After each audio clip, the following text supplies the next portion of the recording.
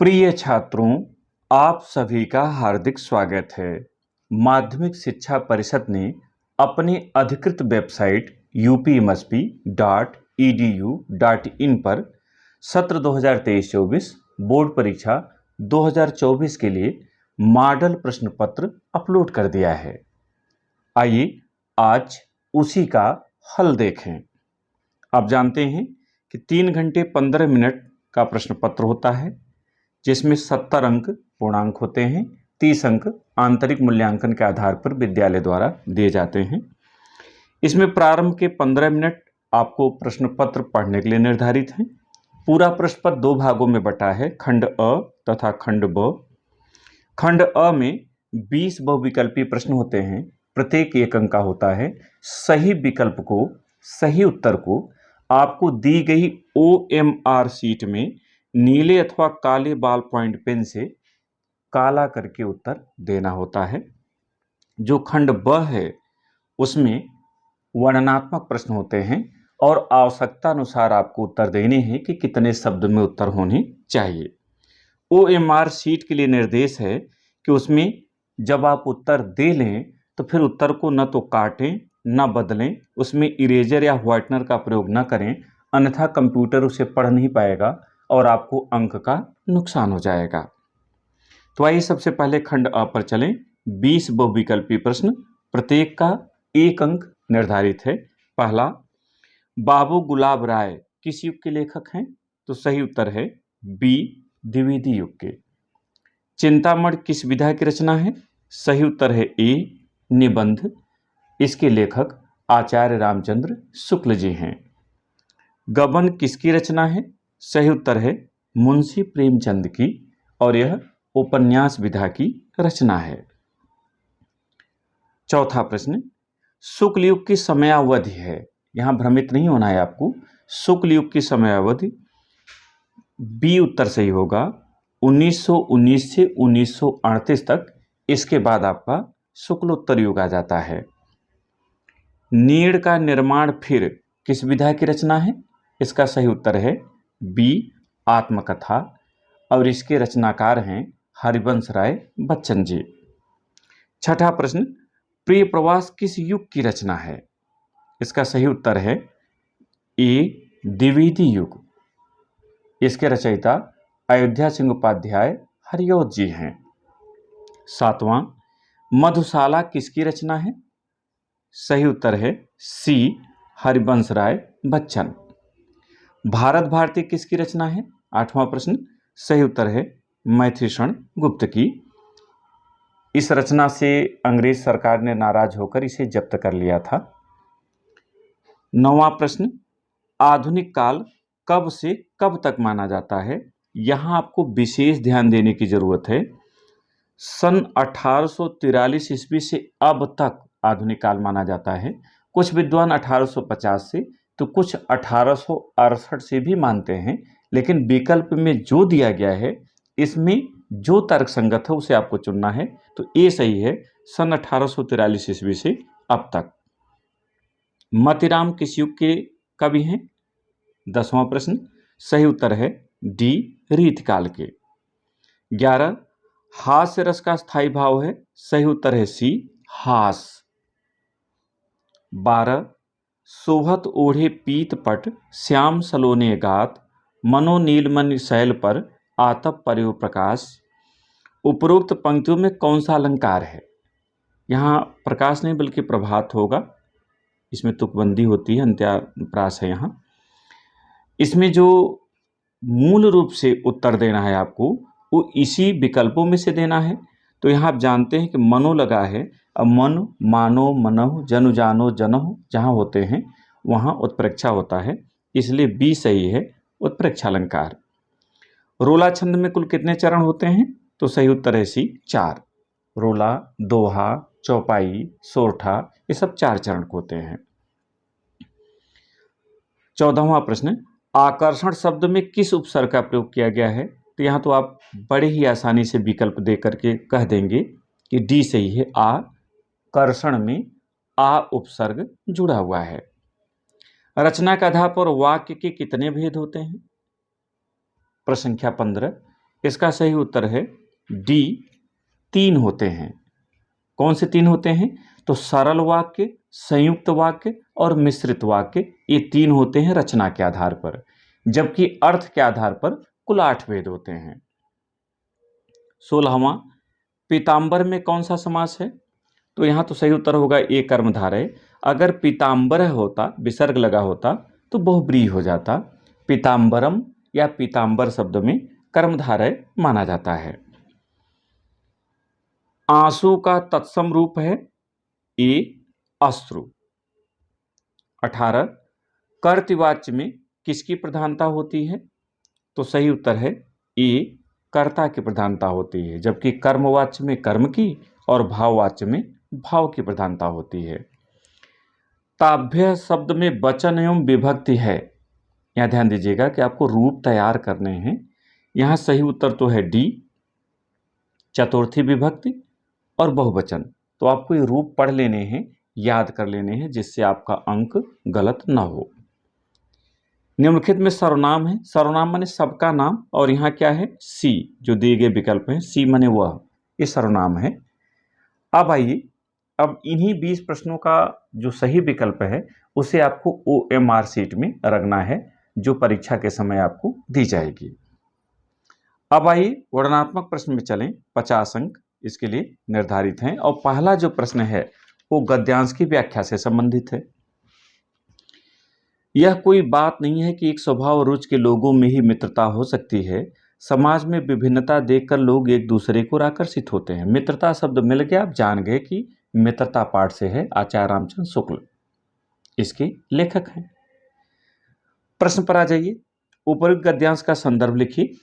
तो आपको पहले संकेत डाल करके कोई बात डाट डाट करके देखता था ऐसा लिख देना है, जिससे पता चले कि आपका अथवा को ऊपर ले रहे हैं या नीचे। इसके बाद संदर्भ लिखना है।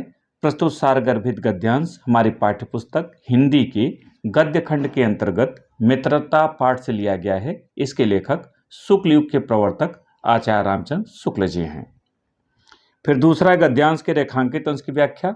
यहाँ रेखांकित अंश की व्याख्या आप हेडिंग डालेंगे और तब इस रेखांकित अंश की आप व्याख्या करेंगे। व्याख्या हम आपको बता रहे हैं। निबंधकार आचार्य रामचंद्र शुक्ल जी कहते हैं कि मित्रता सदैव एक जैसे स्वभाव और रुचि वालों में ही हो सकती है, यह धारणा उचित नहीं है। विपरीत स्वभाव और विपरीत रुचि वालों में भी घनिष्ठ मित्रता हो सकती है। समाज में लोग विभिन्नता देखकर भी एक दूसरे के प्रति आकर्षित होते हैं, क्योंकि हम में जिन गुणों का अभाव होता है, हम उन गुणों से युक्त व्यक्ति से मित्रता करके अपने उस अभाव की पूर्ति करने का प्रयत्न करते हैं। यह आपकी व्याख्या होगी। तीसरा, लेखक के अनुसार समाज में विभिन्नता देखकर लोग एक दूसरे को क्यों आकर्षित होते हैं? तो इसका उत्तर होगा, लेखक के अनुसार समाज में विभिन्नता देखकर लोग एक दूसरे की ओर आकर्षित होते हैं, क्योंकि ऐसा करके वे अपने अभावों को भरने का प्रयत्न करते हैं। यही कारण है कि निर्बल बलवान का तो अज्ञानी ज्ञानी का साथ ढूंढता है। अब अथवा पर आइए। इसका जो लिखित रूप है उसके लिए हमने इस वीडियो के डिस्क्रिप्शन में अर्धवार्षिक परीक्षा की एक लिंक डाल दी है, वहाँ आप लिखित रूप में देखेंगे कैसे लिखा जाएगा। यहाँ आपको हम मौखिक बता रहे हैं। इसके अलावा यदि आपको कोई समस्या होगी तो आप कमेंट करके भी प्रश्न पूछ सकते हैं। हे भगवान, तप के लिए, विपत के लिए इतना आयोजन, इसको देखकर ही आप समझ गए होंगे कि जयशंकर प्रसाद द्वारा लिखित ममता पाठ से लिया गया है। तो अब यहाँ जो संदर्भ लिखना है उसमें ममता और जयशंकर प्रसाद जोड़कर ऊपर की तरह आप लिख देंगे। अगर आप अथवा करना चाहते हैं तो पहले संकेत करेंगे हे भगवान, डाट डाट बना रही है, फिर संदर्भ, इसके बाद गद्यांश की रेखांकित अंश की व्याख्या। अब यहाँ व्याख्या के लिए रेखांकित अंश की व्याख्या हेडिंग डालेंगे, फिर लिखेंगे, क्या लिखेंगे?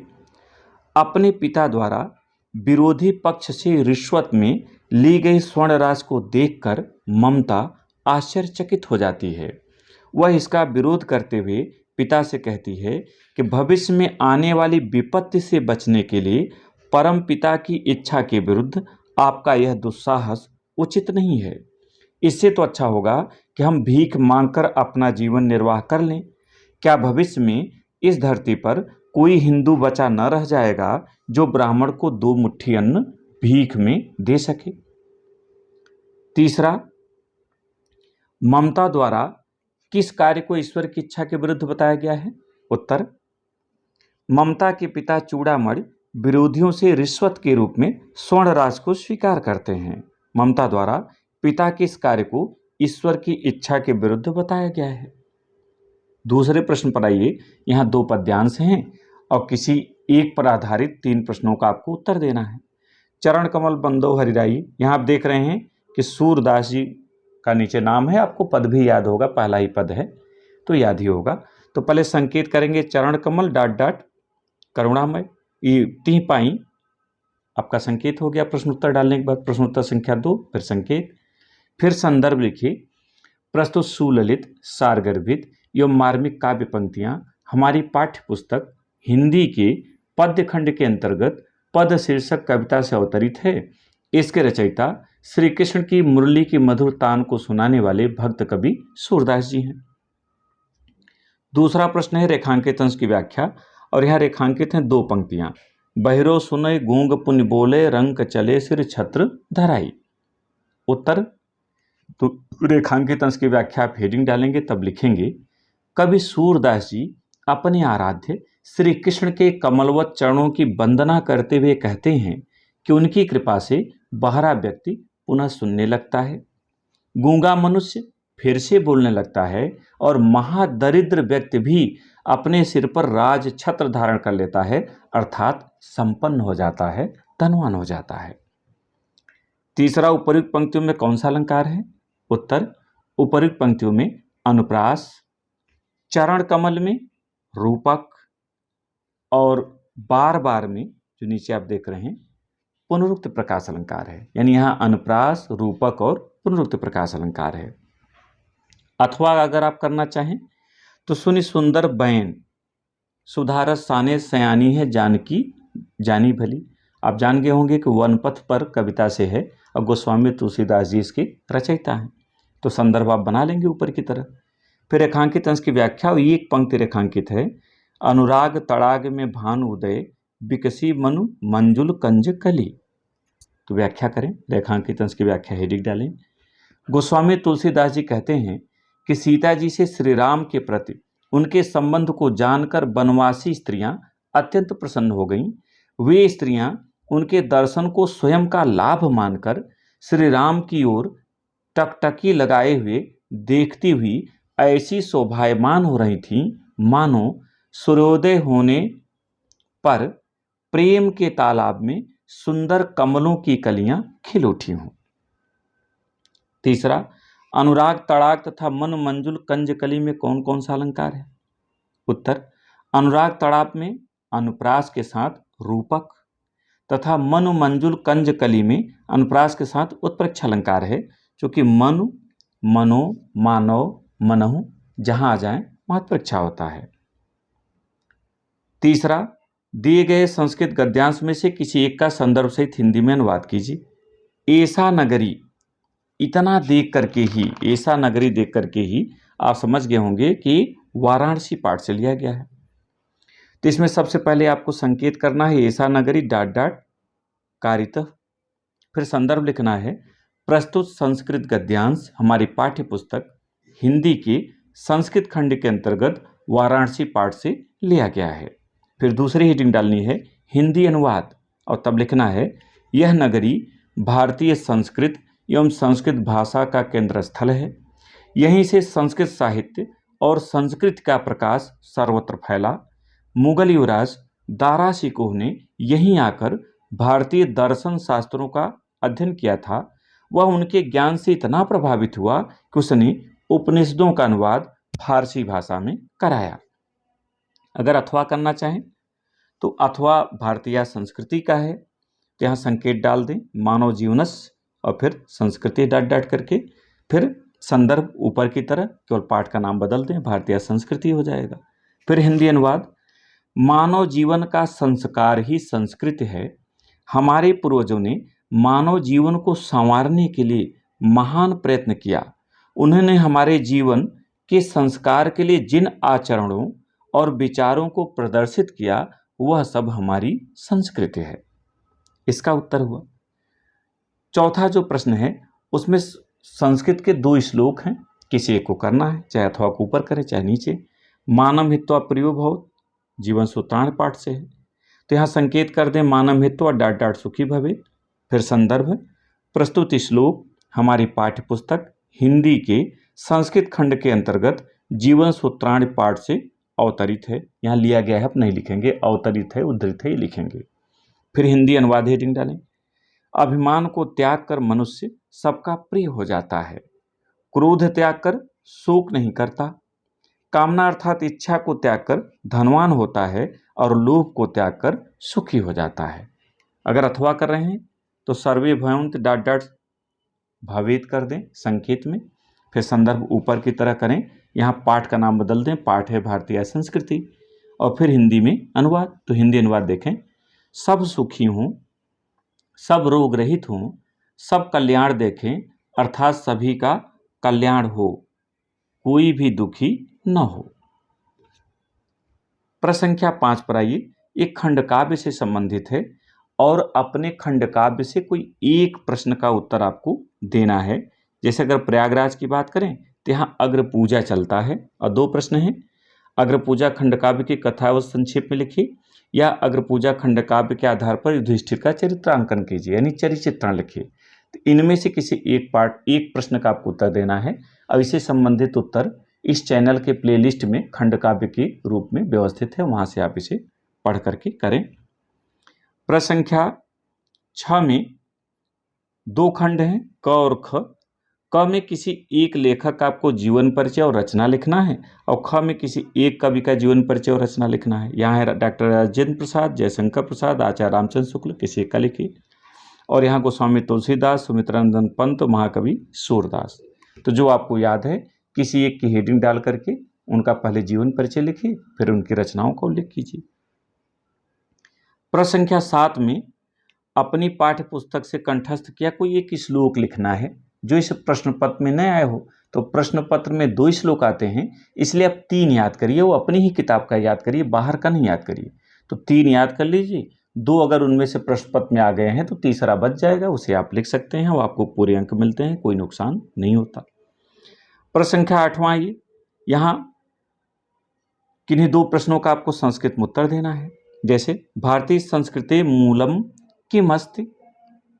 उत्तर, अब यहाँ ध्यान दीजिएगा कि जो भी उत्तर है कहीं छोटा होता है कहीं बड़ा, जो सेट हो जाता है जिससे आपका भाव पूरा हो जाता है वैसा लिखना है, छोटा या बड़ा का कोई प्रतिबंध नहीं है। तो इसका उत्तर होगा विश्वस्य स्रष्टा ईश्वरः एक एव इति भारतीय संस्कृतेः मूलम अस्ति। पुरुराजः कः आसीत्? पुरुराजः एकः भारतवीरः आसीत्। चंद्रशेखरः कः आसीत्? चंद्रशेखरः एकः प्रसिद्धः क्रांतिकारी युवकः आसीत्। वीरः केन पूज्यते? वीरः वीरेण पूज्यते। प्रश्न संख्या 9वां, ये निबंध लेखन से संबंधित है। विषय हैं पर्यावरण संरक्षण के उपाय, आतंकवाद कारण एवं निवारण, जनसंख्या, लाभान, नारी सशक्तिकरण। इनमें से किसी एक विषय को चुनकर आपको उसमें 2 से 2.5 पृष्ठ के अंदर अपना उत्तर लिखना है। इससे संबंधित निबंध लेखन खंड में प्लेलिस्ट में निबंध व्यवस्थित है, वहां से आप देख सकते हैं। और 10वां और अंतिम जो आपका प्रश्न है वो पत्र लेखन से संबंधित है। पत्र लेखन का एक वीडियो हमने भी अपलोड किया है जिसमें 9 से 12 के सारे पत्रों को शामिल किया गया है, उसको एक बार जरूर देखें। इस वीडियो के प्लेलिस्ट में भी और इस वीडियो में नीचे जाकर के हमने यहाँ उसकी लिंक डाल दी है डिस्क्रिप्शन में, आप उसमें भी जाकर इसे देख सकते हैं। तो मुझे उम्मीद है कि आप पूरे प्रश्न पत्र को समझ गए होंगे। ऐसा ही प्रश्न पत्र बोर्ड परीक्षा में आएगा, तो इसकी तैयारी करें, बेहतर अंक प्राप्त करें। हमारी शुभकामनाएं। बहुत बहुत धन्यवाद।